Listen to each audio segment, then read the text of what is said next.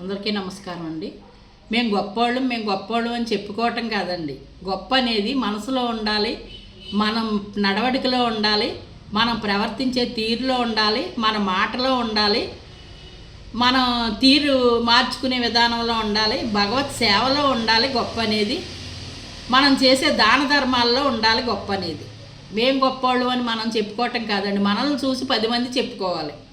ఆ వ్యక్తి గొప్ప మనిషి, గొప్ప వ్యక్తిత్వం గల మనిషి, మంచి మనిషి, 10 మందికి ఉపయోగపడే మనిషి, 10 మందికి ఉపకారం చేసే మనిషి అనేసి 10 మంది మన గురించి చెప్పుకునేలా ఉండాలి తప్ప మేం గొప్పోళ్ళు మీరందరూ మా ముందు దిగదుడుపు, మేమే పెద్దోళ్ళు, మేమే గొప్పోళ్ళు అన్న ఆలోచన ఎవరైతే ఉంటారో వాళ్ళు గొప్పోళ్ళే కాదు.